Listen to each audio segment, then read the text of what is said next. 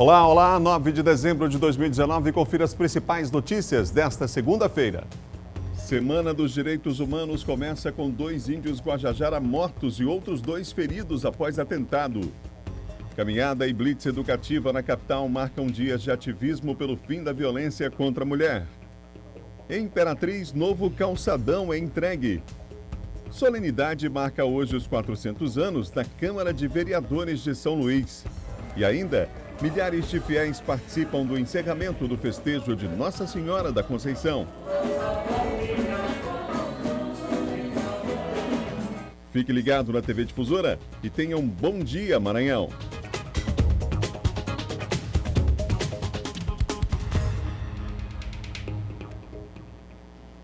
Um ótimo dia para você ligado aqui na TV Difusora. Estamos começando o nosso Bom Dia Maranhão, começando mais uma semana. Que bom saber que você está com a gente aí, viu? Que você confia no Sistema Difusora de Comunicação, na credibilidade do Sistema Difusora e acompanha a nossa equipe em mais uma manhã. O dia está começando e mais uma semana começando. Também é hora de se encher de esperança. Afinal de contas, né, gente? Vamos levantar, vamos para cima, porque a semana já começou e a gente está aqui para informar você que está acompanhando em todo o estado do Maranhão, de ponta a ponta, as informações desta segunda-feira. São 7 horas e 1 minuto, não perca a hora, 7 e 1. E olha, a Semana de Direitos Humanos começou no Maranhão com mais um ataque aos povos indígenas. 2 índios da etnia Guajajara morreram e outros 2 ficaram feridos em um atentado no município de Genipapo dos Vieiras. O crime aconteceu na tarde do último sábado. Pelo menos 4 índios foram baleados, 2 deles morreram. A principal suspeita é que tenha sido uma emboscada provocada pelo conflito constante existente em terras indígenas, envolvendo madeireiros pela posse das terras. Mas a polícia segue investigando o caso. As vítimas são índios da etnia Guajajara. Após o crime, indígenas bloquearam a BR-226 entre os municípios de Grajaú e Barra do Corda.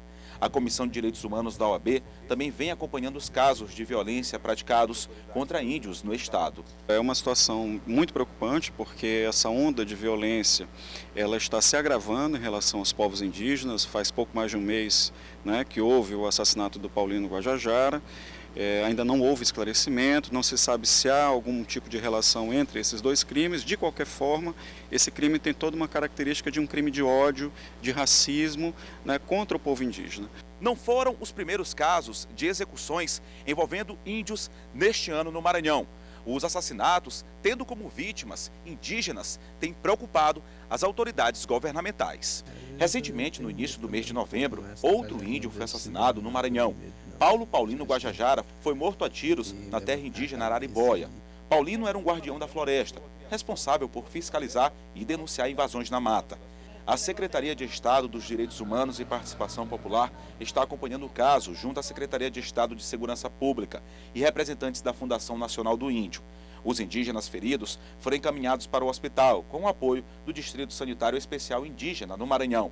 O governador Flávio Dino e o ministro da Justiça e Segurança, Sérgio Moro, se manifestaram sobre o duplo homicídio envolvendo indígenas. Para a Comissão de Direitos Humanos da OAB, é preciso haver um maior planejamento e rigor para prevenir casos de mortes de índios. Existe um conjunto de organizações que se debruçam sobre essa matéria. A Sociedade Maranhense de Direitos Humanos tem um trabalho muito grande também sendo feito, já há bastante tempo. Então, por parte das organizações da sociedade civil, essas demandas e essas denúncias são sempre colocadas. Agora, poder de atuação, de política pública, de atuação preventiva e investigativa, isso é tarefa do Estado. Então, isso aí realmente precisa ser exercido com toda a dedicação e o poderio que o Estado tem para fazer. Agora nós vamos atualizar você sobre esse caso lamentável com o Eduardo Ericeira, que tem informações ao vivo para nós sobre esse assunto. Eduardo, que informações você tem sobre a situação nesse momento lá na BR-226 e como é que está o estado de saúde dos índios que foram levados para o hospital? Olá, Adalberto, muito bom dia a você, bom dia a todos que acompanham o Bom Dia Maranhão, uma ótima semana a todos. Começamos aí a edição do Bom Dia Maranhão, lamentavelmente, com mais casos aí de mortes envolvendo indígenas. Foram 2 mortos e 2 índios que ficaram feridos nesse ataque que aconteceu lá no município de Genipapo dos Vieiras, falando sobre a questão da interdição da BR-226 entre os municípios de Barra do Corda e Grajaú.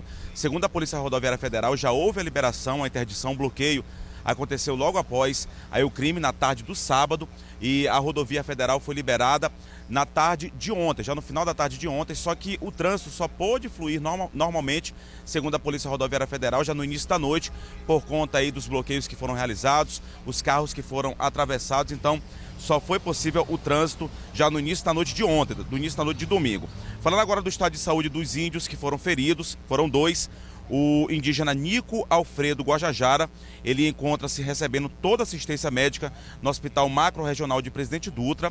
Ele deu entrada na unidade na noite de sábado, onde foi submetido a uma laparotomia exploratória e as correções de lesões na bexiga e intestino.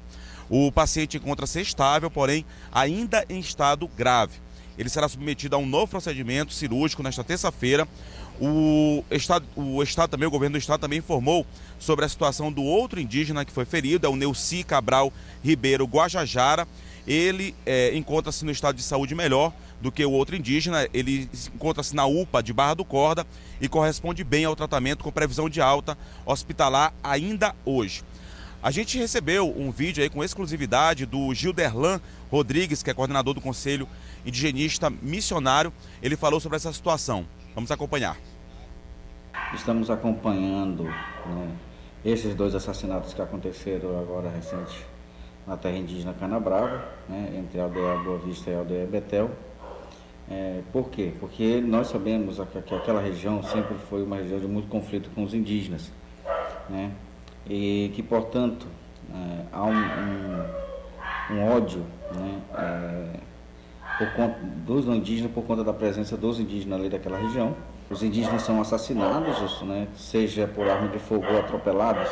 Ninguém até então consegue encontrar os responsáveis, né. Por outro lado, quando os indígenas, muitas das vezes que cometem o crime, são punidos, né. E isso das poucas vezes que aconteceu, como é o caso de alguns Guajajaras que estão presos lá e que juízes têm dado sentença, né, condenatória desses indígenas sem júri, né? Então, o que nós estamos acompanhando, né, dialogando lá com o pessoal, né, da pastoral indigenista da região, no intuito de acompanhar para que esses crimes não fiquem impunes.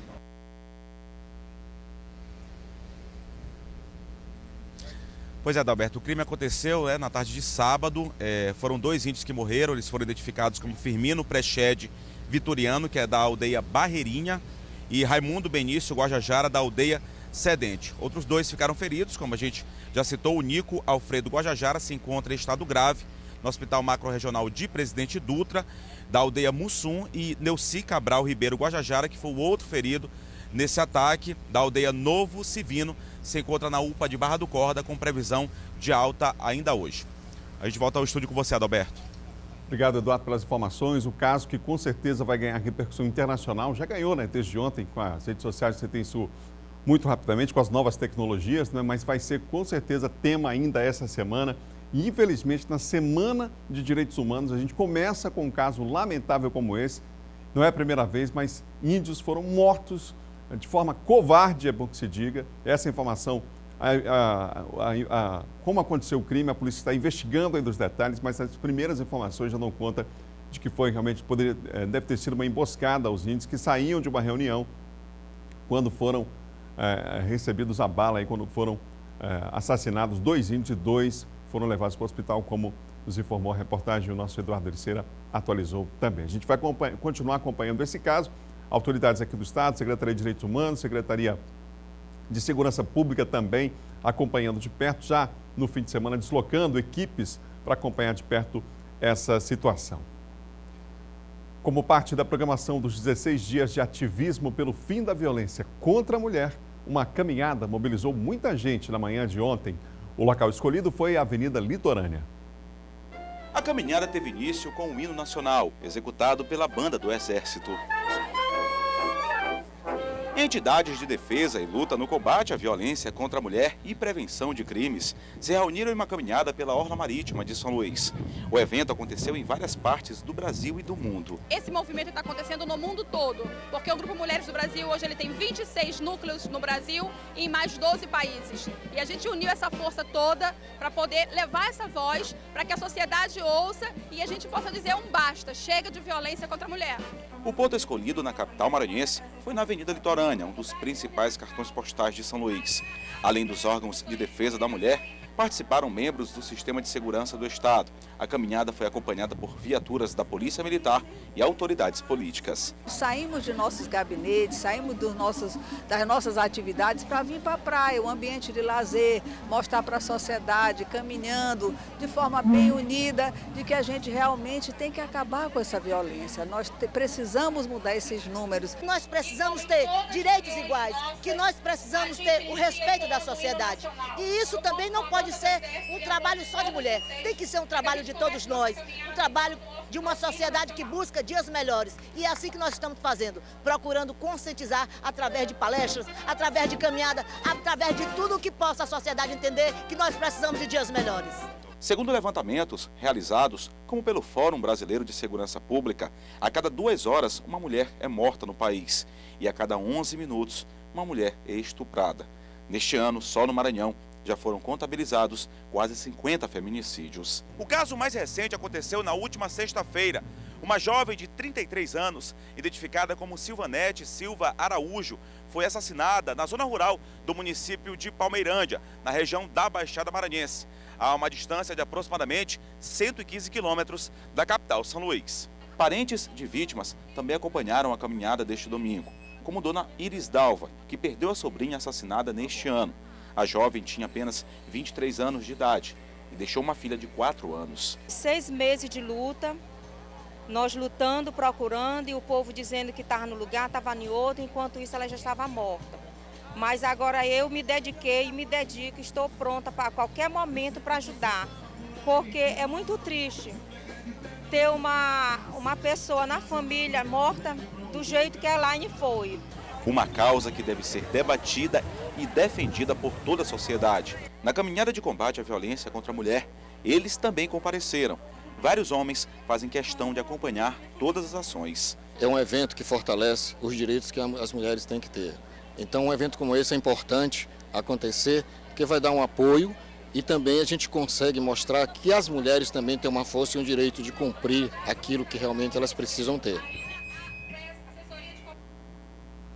Em uma outra ação também na Orla Marítima da capital, informação e orientação foram as armas contra a violência. Esta ação foi realizada pela Patrulha Maria da Penha, a campanha Laço Branco.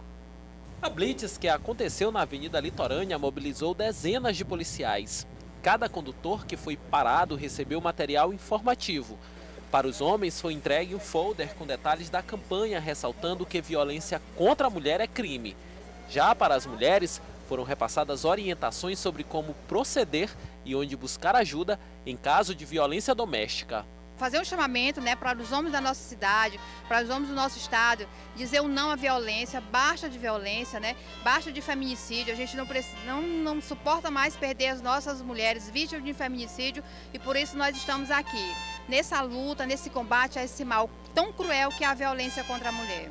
Os motoristas aprovaram a iniciativa da Polícia Militar, que busca conscientizar o maior número de pessoas na capital. Ainda mais num momento aí que a gente passa por algumas dificuldades com relação à violência contra a mulher, eu acho que é muito positiva a ação deles. É muito importante que nós mulheres tenhamos a consciência de que nós não devemos nem merecemos, independente de qualquer situação, sermos maltratadas. A campanha Laço Branco tem o intuito de sensibilizar, envolver e mobilizar os homens no engajamento pelo fim da violência contra a mulher.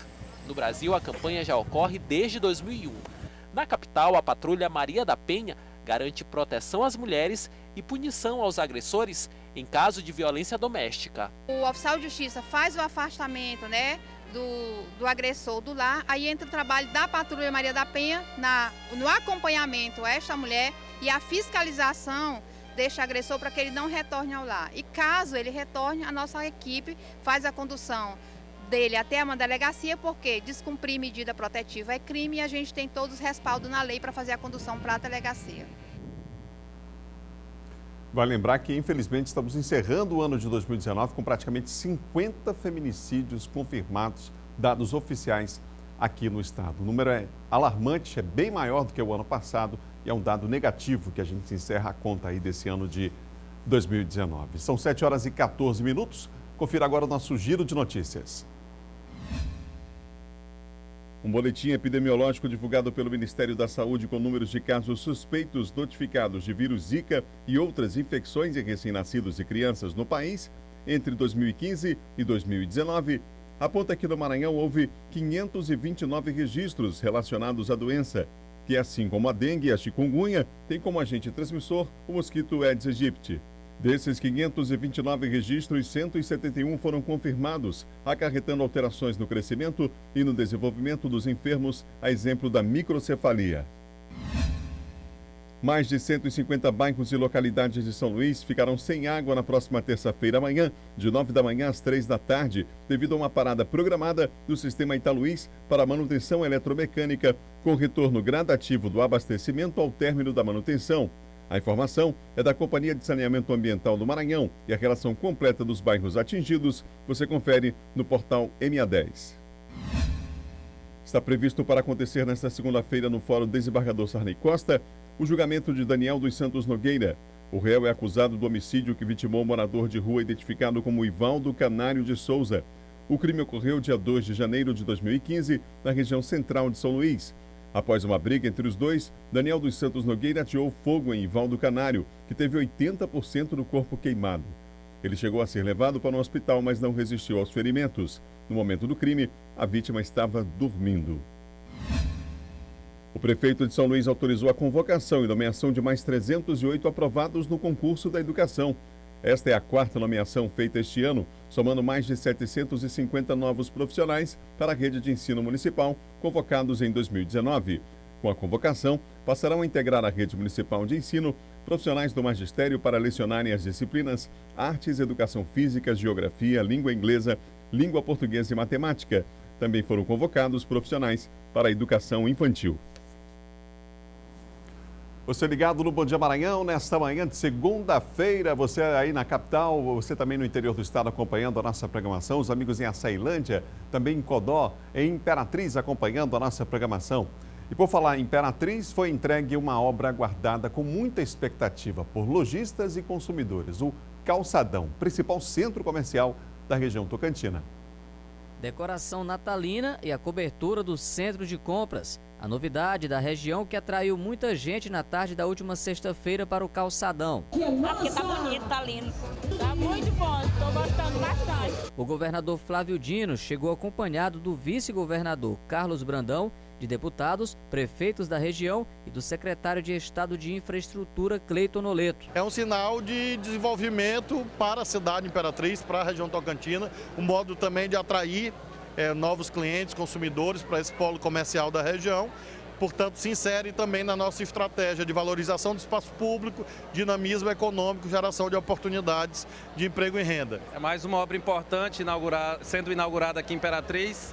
Em fevereiro eu estive aqui por orientação e determinação do governador Flávio Dino, junto com várias lideranças, e nós falamos da Beira Rio, falamos dos 100 quilômetros de asfalto. Hoje estamos aqui cumprindo todas as metas, entregando para a população esse presente de Natal para todos nós. O calçadão, que foi construído em 1979, recebeu a cobertura 40 anos depois. No mesmo projeto, um novo sistema de iluminação e outras adequações para facilitar a visita das milhares de pessoas que frequentam o espaço diariamente. Consumidores da cidade de Imperatriz e de municípios vizinhos, no Maranhão, Tocantins e Pará.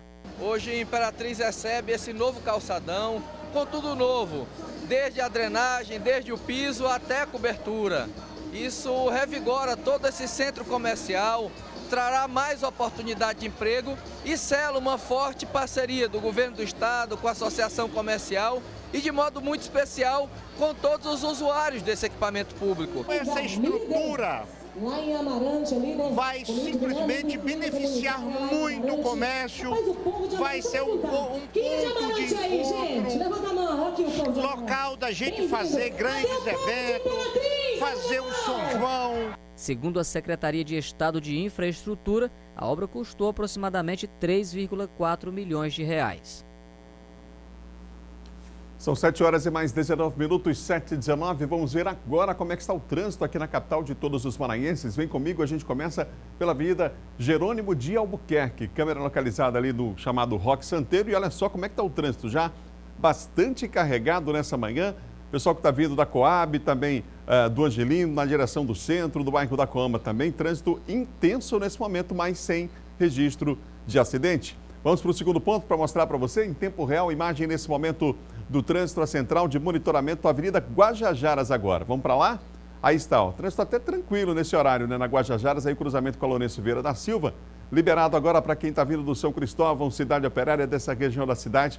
A gente aproveita para mandar um abraço aos amigos telespectadores que moram nesta região, tá bom? Tá aí, trânsito tranquilo, sem registro de acidente também nesse ponto da Avenida Guajajaras. Vamos para outro ponto agora, Avenida dos Portugueses, que tal? Aritaquibacanga, olha só, também tranquilo nesse momento o trânsito, natural esse fluxo nesse horário, no sentido bairro centro. Você tem imagens aí do Bacanga, portanto, desta câmera posicionada estrategicamente para você. O Rio Bacanga ali é o fundo, à direita quem segue no sentido da Aritaquibacanga, Universidade Federal do Maranhão, enfim, Porto do Itaqui também. Quarto ponto que a gente mostra para você é esse, Avenida Daniel de Latouche com Holandeses. Vamos para lá? Rotatória que mostra aí a imagem da Avenida dos Holandeses, cruzamento aí com a Daniel de Latouche. Mas deu um probleminha aí, mas o trânsito está tranquilo nesse momento, volume natural aí pelo horário de quem vem principalmente da Orla Marítima, ali do bairro do Olho d'Água, do Araçagi, se deslocando para outros pontos da cidade. Prestação de serviço do nosso Bom Dia, compromisso com você, imagens em tempo real da nossa cidade. Vamos para o intervalo? No próximo bloco, o Silva Alves atualiza você com os principais assuntos da área de segurança, hein? E mais, em Imperatriz, uma ação alerta para os cuidados para evitar o câncer de pele. E ainda, 100% dos eleitores maranhenses devem estar no sistema biométrico ainda esta semana. São 7 horas e 20 minutos. Bom Dia volta em instantes.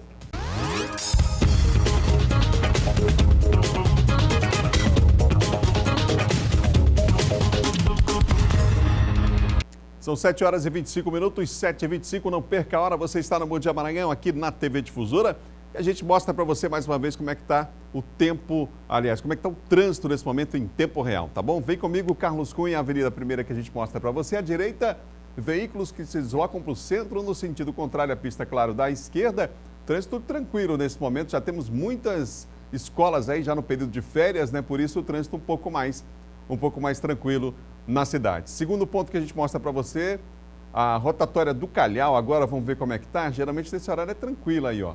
Trânsito, nesse momento, já com a gente ali da Secretaria Municipal de Trânsito e Transporte, da SMTT, o trânsito vai fluindo normalmente nessa rotatória, agora sim vai seguir o pessoal que está vindo ali no sentido, quem vem ali do Altos do Calhau, não é? Da Ponta da Areia também.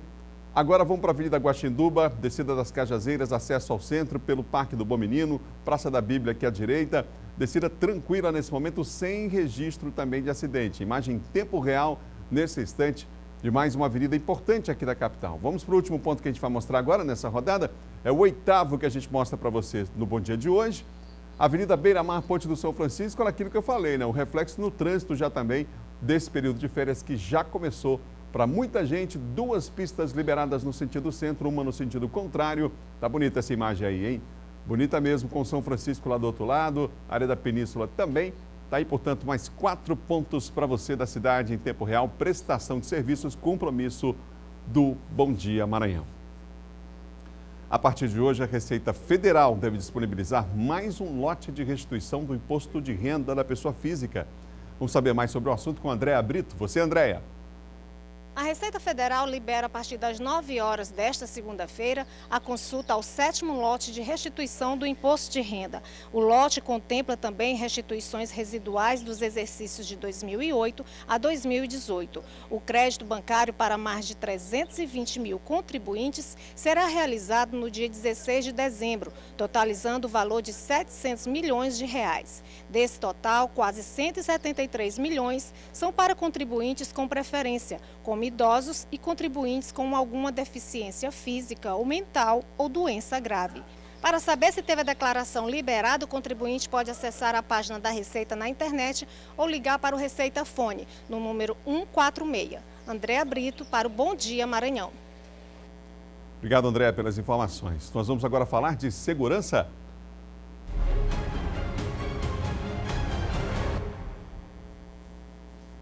Comigo, Silvan Alves, que começa falando de mais um ataque a uma agência bancária aqui no estado, no interior do estado, mais uma vez agora, Silvan. Bom dia. Bom dia, Adalberto. Bom dia a todos.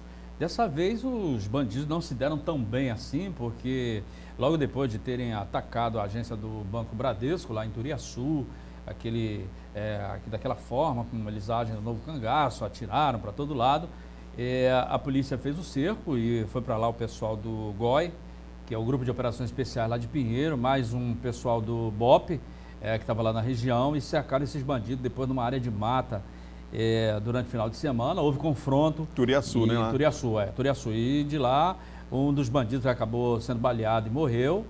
A informação da polícia, que ainda permanece na área, porque é um local de difícil acesso, inclusive com apoio de uma aeronave, para tentar localizar os outros que teriam pelo menos mais 2 baleados. O dinheiro foi apreendido, uma parte do dinheiro recuperado, um veículo, no caso uma Hilux, armamento, coletes, né, e vários objetos que foram utilizados aí por esses criminosos que a polícia acabou conseguindo recuperar. Silvan, vamos falar agora de um ataque, de uma invasão, na verdade, de uma residência aqui na capital. Como é que os bandidos agiram? Como é que foi?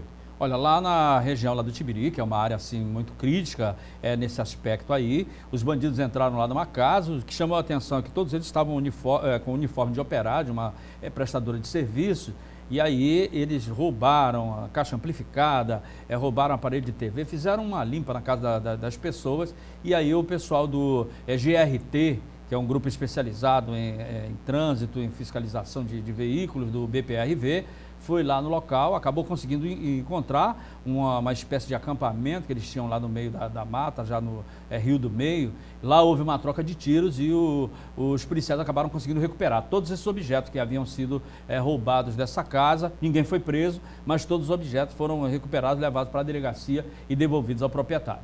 Obrigado, Silvan. Boa semana para você. Boa semana a você, Adalberto. Boa semana a todos. Silvan Alves, que apresenta de segunda a sexta, 6 da manhã cedinho, o Bandeira 2 com audiência lá em cima aqui na TV Difusora. São 7 horas e mais 30 minutos, 7h30, não perca a hora. 100% do eleitorado maranhense deve esta semana fazer parte do sistema biométrico. Que tem os detalhes para nós, Eduardo Ericeira. Uma marca importante essa, Eduardo. Pois é, Adalberto, quase 100% já do eleitorado maranhense já fez aí o recadastramento biométrico, para ser mais exato. 93,49% dos eleitores maranhenses já passaram por esse processo de recadastramento biométrico, faltando aí cerca de 295 mil eleitores, uma quantidade considerada baixa, que deve passar por esse recadastramento biométrico, segundo informou a Justiça Eleitoral, até o dia 12 deste mês. No Brasil, 9 estados já estão com 100% do eleitorado no sistema biométrico. O Maranhão será o 10º até o próximo dia 12, segundo informou o Tribunal Regional Eleitoral. Estamos em 93,49% dos eleitores. Desde 2009, que o Maranhão começou a ser inserido no novo sistema de votação por impressão digital, as 2 cidades que foram escolhidas, Raposa e Passo Lumiar, que na época, devido a indícios de fraudes, tiveram que passar por revisão eleitoral. A capital, São Luís, que tem o maior eleitorado, entrou no sistema biométrico em 2013 e no mesmo ano conseguiu atingir 100% dos eleitores usando a impressão digital para votar. Após a capital São Luís, outras cidades também como Timon, Imperatriz e Caxias passaram pelo recadastramento biométrico em 2018. Por exemplo, no Maranhão, quando teve a última eleição, votaram em outubro pela biometria cerca de 74% do eleitorado aqui no estado do Maranhão, correspondendo a 92 municípios dos 217 municípios maranhenses. No Maranhão, 4.251.886 eleitores, que representa aí 93,49% do total, já estão aptos a votar em 2020, quando acontece aí a próxima eleição, por meio aí da impressão digital, por meio aí do cadastramento biométrico. Já fizeram mais de 93%, e como eu disse, até o dia 12 deste mês, 100% do eleitorado maranhense deve passar por esse processo de recadastramento biométrico, e a previsão é que a eleição no próximo ano, em 2020, todos os eleitores maranhenses já votem aí com o uso da impressão digital. A gente volta com você, Adalberto. Obrigado, Eduardo, pelas informações. Daqui a pouquinho você retorna participando com a gente aqui. Em Caxias, por conta de não terem realizado a biometria, mais de 22 mil eleitores tiveram o título cancelado. O município conta hoje com mais de 98.600 eleitores aptos a votarem. Em Caxias, mais de 22 mil eleitores tiveram o título cancelado. A maioria deles porque não realizou a biometria desde o ano de 2014. Esse número baixou, mas ainda permanecem cerca de 17 mil eleitores em situação irregular com a Justiça Eleitoral do Maranhão. Quem tem o título cancelado, além de votar, fica impedido de fazer várias coisas. Ele também terá restrições na vida civil dele, como, por exemplo, não receber benefício previdenciário ou contrair algum empréstimo em banco público, não vai poder fazer concurso público nem vestibular. Mas a boa notícia é que quem está em situação irregular pode ainda resolver até o mês de maio do ano que vem. Basta comparecer ao Fórum Eleitoral da Cidade Judiciária, no bairro Campo de Belém, ou no Viva Cidadão, e não deixar para a última hora, porque em 2020 tem novas eleições. No Fórum Eleitoral estamos no horário ainda regular, de 8 às 14 horas, de segunda a sexta, e no Viva, de 8h30 a 17h30. No shopping, né? O eleitor ele tem que aproveitar esse tempo que, como vocês estão vendo, o fórum está vazio. A partir de 10 horas geralmente é um horário muito bom, muito tranquilo, e o eleitor tem procurado muito o cartório. Porém, aquele eleitor que vem bem cedinho, às 10 horas geralmente já está bem calmo, e é o momento do eleitor vir se regularizar. Tem cerca de 17 mil eleitores em Caxias que ainda estão com títulos cancelados, porque não fizeram a biometria. Atenção que está chegando a hora, hein, gente? Quinta-feira, dia 12, é o último dia. 100% do eleitorado maranhense deve estar no sistema biométrico. Essa é a expectativa da Justiça Eleitoral. E claro que o prazo para o recadastramento também termina essa semana, por isso é preciso ficar atento. A gente muda de assunto, agora a gente vai falar de saúde, porque lá em Imperatriz uma ação alertou para os cuidados com câncer de pele. Estamos aí no Dezembro Laranja. Neste fim de semana, 8 especialistas em dermatologia organizaram uma ação alusiva ao Dezembro Laranja e atenderam cerca de 100 pacientes. Previamente, a gente faz uma palestra explicando, os cuidados no câncer de pele, e depois quem deseja atendimento vai ser atendido pelos dermatologistas. E, se necessário, a gente identificar alguma lesão suspeita, esses pacientes vão ser encaminhados diretamente, por exemplo, para uma biópsia, se for o caso, no serviço público. A ação é realizada sempre no primeiro sábado do mês de dezembro. Além dos atendimentos, os médicos orientam os pacientes por meio de palestras e outras atividades. Orientar a população em relação aos principais sinais e sintomas do câncer de pele, mostrar as formas que eles podem se prevenir, facilitar com que eles mesmos em casa consigam, pelo menos, avaliar um sinal, uma lesão, e consigam, a partir disso, procurar atendimento. O câncer de pele é um dos mais frequentes tipos de câncer no mundo. E a causa principal é pela exposição excessiva ao sol. Por isso é preciso ter cuidados redobrados. Quem participou da ação destaca a importância das atividades e dos atendimentos na prevenção da doença. O gesto da eleição é um gesto muito bonito, Pois é sinal que ela está tão preocupada com o pessoal, a população, E que tenha mais outras vezes, porque é muito bom a pessoa se prevenir contra o câncer de pele. Esta médica fala da importância de um acompanhamento frequente com o especialista para o diagnóstico precoce e também ressalta sobre algumas medidas preventivas necessárias. protetor solar, roupas que ajudem a proteger também. Evitar sair de casa nos horários piores, entre 9 horas e 15 horas da tarde.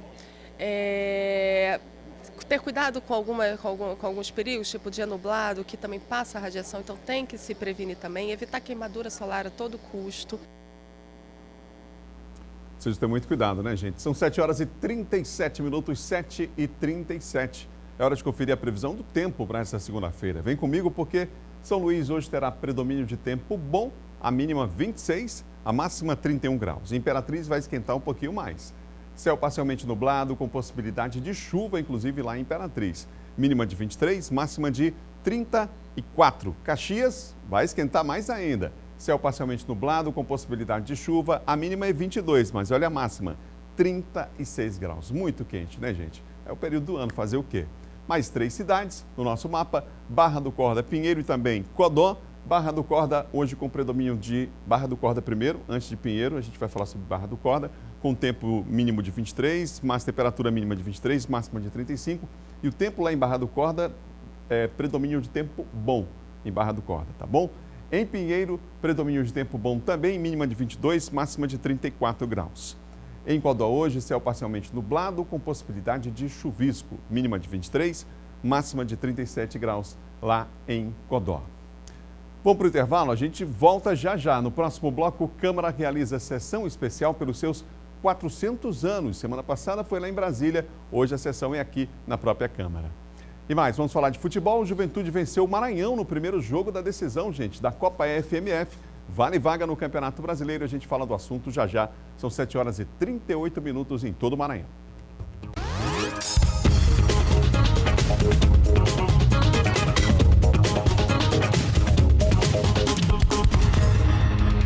São 7 horas e mais 42 minutos. Você ligado no Bom Dia Maranhão, aqui na TV Difusora. Estamos de volta agora para falar de esporte.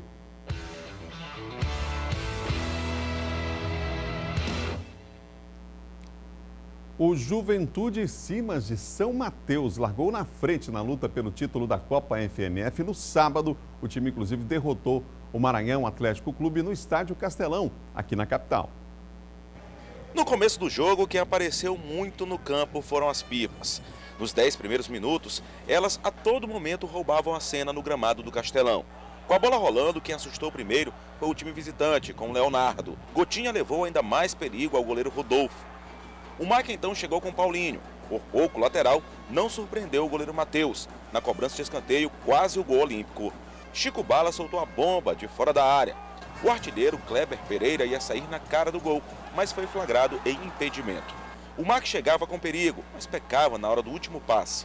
Aos 27 minutos, parada técnica. O calor era forte em São Luís. O Maranhão criava, mas nada de finalizar a jogada. Até que aos 44 minutos veio o golpe. Bola levantada na área, a zaga maquiana parou pedindo impedimento e Rômulo apareceu sozinho para cabecear para o gol. Juventude de São Mateus na frente, 1-0. Logo no início do segundo tempo, por pouco, o Juventude não aumentou com Vinícius. A bola passou perto. O Maranhão respondeu com Conca. O chute também foi para fora. Nos próximos 5 minutos, uma sequência de milagres do goleirão Matheus. Foram pelo menos 4 defesas difíceis. E a bola que teimava em não entrar. Aos 33 minutos, Vinícius desperdiçou uma excelente chance. O atacante não completou o cruzamento na medida. Até o final do jogo, o Maranhão ainda tentou o empate, mas faltou pernas. O cansaço e o abatimento dos jogadores era visível. Final de jogo, Juventude 1, Maranhão 0. A gente trabalhou a semana toda, sabíamos que a equipe do Maranhão é uma equipe forte, chegou com mérito, né? A gente trabalhou isso aí, mas a gente veio buscar o resultado, né? Ao final do jogo, os heróis da partida falaram. A equipe do MAC aqui é onde eles estão acostumados a jogar, o modo de campo deles. E eles, precisando do resultado, teriam que vir para cima. Então, graças a Deus, consegui segurar ali, junto com meus companheiros. E agora vamos decidir em casa que nada acabou. A gente ainda não ganhou nada.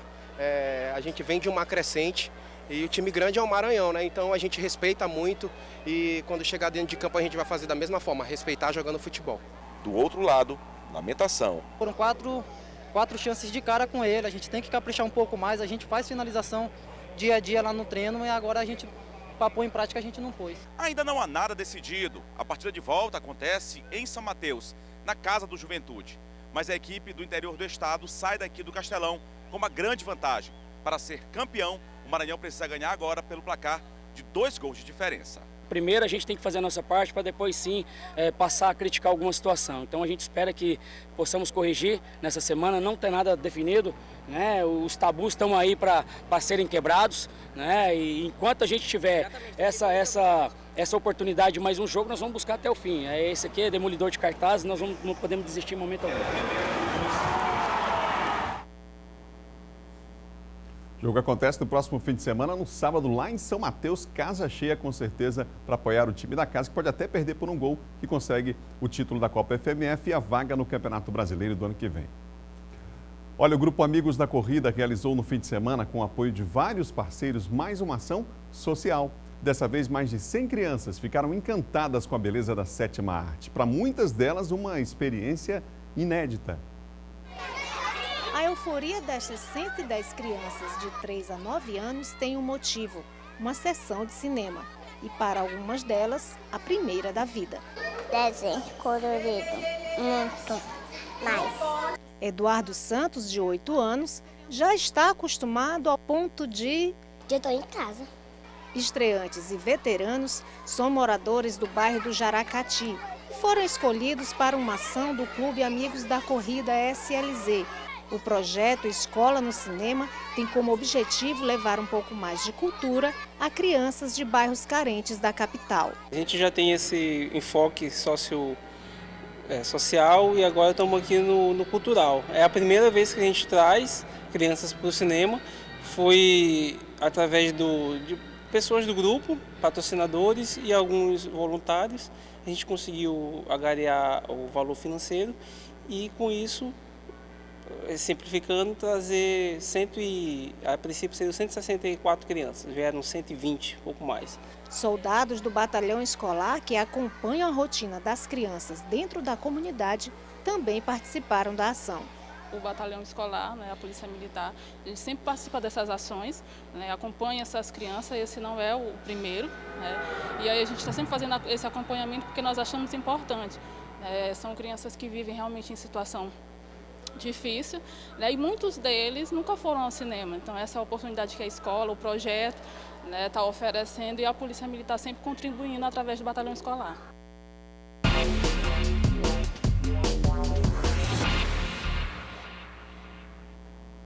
Vamos falar de política agora com o John Coutrinho, nosso colunista de política. John, bom dia, boa semana para você. Boa semana, Alberto, boa semana a todos. Ô John, o prefeito Edivaldo Holanda tirou licença?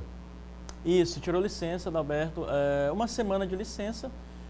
Ele faz uma viagem, né, internacional, vai a Israel com a esposa dele. Quem assume o comando da prefeitura é o vice-prefeito Júlio Pinheiro, portanto, do PCdoB, né?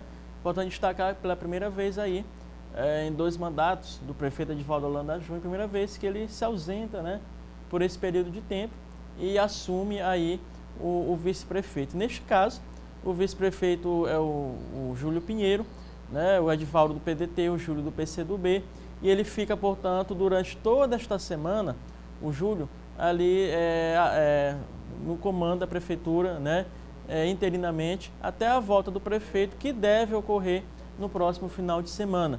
Então, ele coordena todas as atividades da prefeitura neste interim, neste período aí em que o prefeito Edivaldo está ausente da cidade. Vamos acompanhar, inclusive, qual será a agenda, né, do Júlio aí durante este período em que o prefeito Edivaldo Holanda estiver fora, mas tudo indica que ele dará prosseguimento às ações aí que estão sendo implementadas, como principalmente as ações de infraestrutura, as ações de asfaltamento na cidade.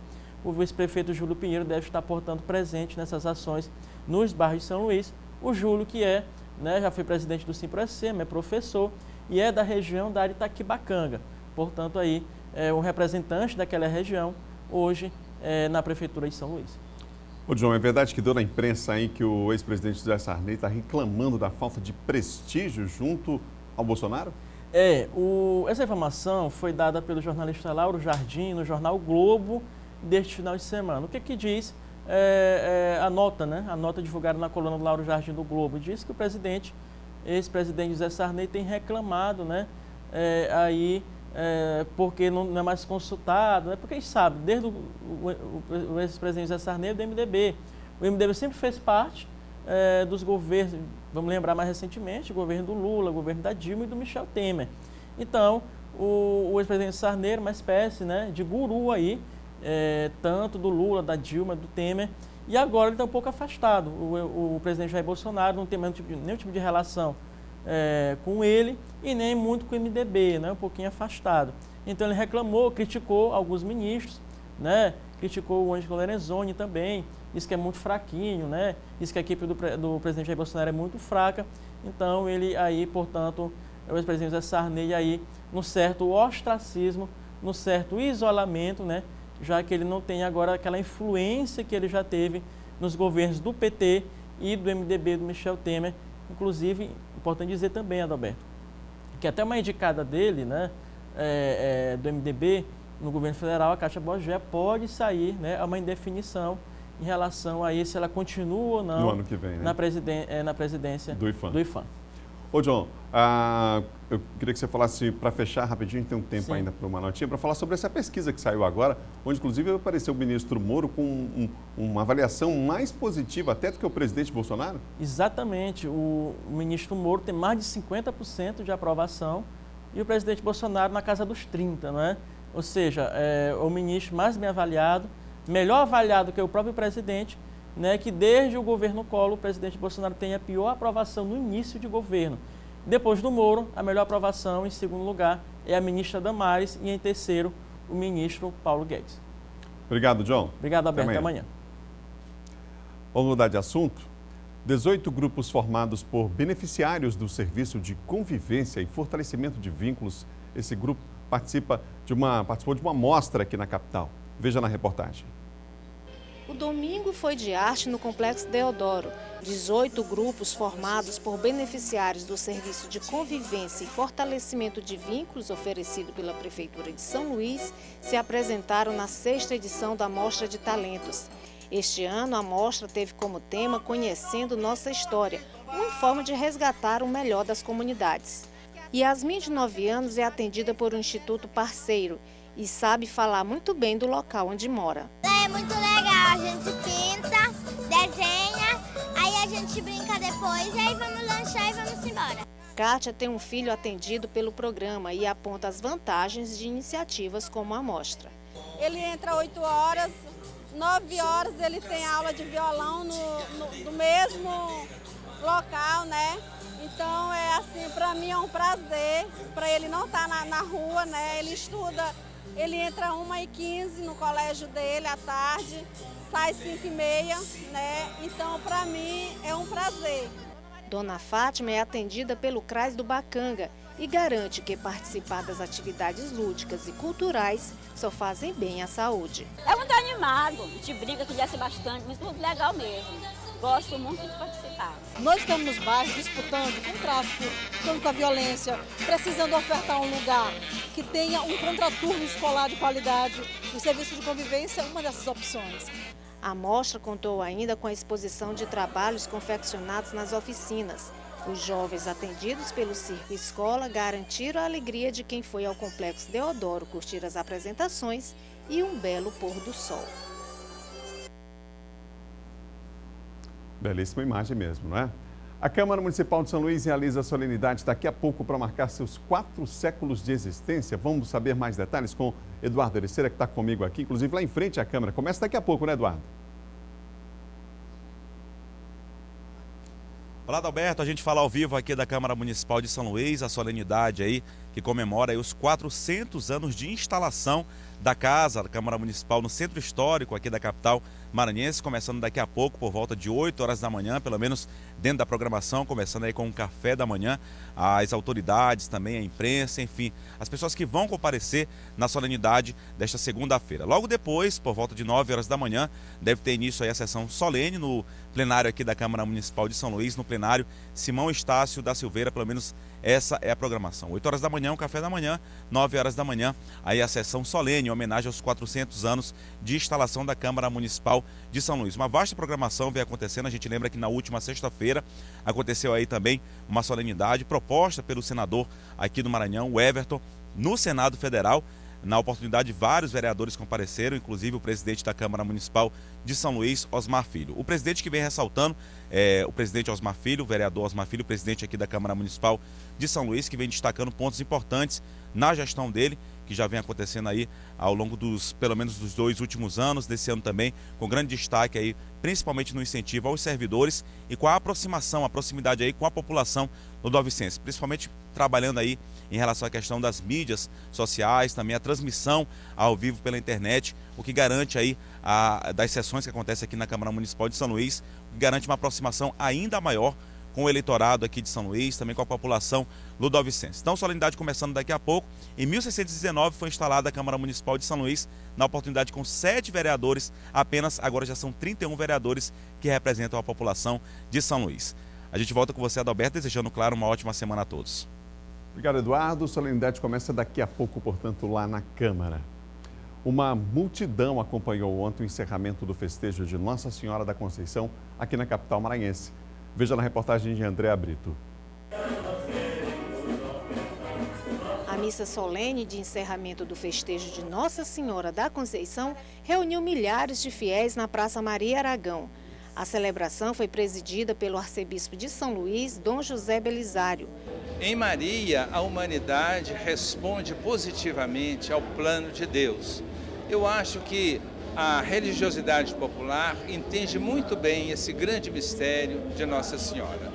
Alexandre é devoto desde criança e já está preparando o pequeno Luiz Arthur, de apenas 7 meses, para seguir o mesmo caminho. Estou passando esses ensinamentos que eu recebi para meu filho e assim sucessivamente, que ele passe para os filhos deles e que a gente faça o mundo mais feliz. Liliana trouxe a filha Giovana vestida de anjo para cumprir uma promessa. Desde a barriga, a gente acompanha Nossa Senhora e hoje ela está pagando uma promessa da graça alcançada. Na missa da Imaculada também se pôde louvar usando a língua brasileira de sinais. O ritual da coroação emocionou os fiéis que acompanharam a imagem da Santa em procissão pelas ruas do centro. Há 11 anos, Dona Luzia prepara a casa para a passagem da Santa. Muitas graças alcançadas, tá entendendo? Então, antigamente ela passava ali na avenida. Depois que ela passou aqui na rua, aí de lá para cá são todos os anos. A procissão seguiu até o santuário no Monte Castelo, onde a imagem de Nossa Senhora da Conceição ficará guardada até o próximo festejo. Trabalhar nisso para mim é uma experiência maravilhosa, onde eu estou aprendendo muito e posso levar essa bela festa a outros lugares quando a gente for transferido também. Mas enquanto eu estiver aqui, eu vou aproveitar. Sou maranhense e devoto mariano aqui de Nossa Senhora da Conceição.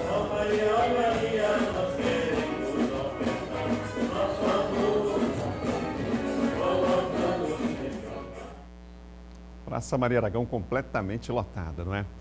O Bom Dia Maranhão termina agora. Outras notícias você confere no portal MA10. A semana está só começando. Amanhã tem o nosso quadro Trabalho e Emprego. Final de semana você viu aí o encerramento do Campeonato Brasileiro, né? Mas o que isso aí tem a ver com gestão, inclusive gestão de carreira, em comportamento, liderança?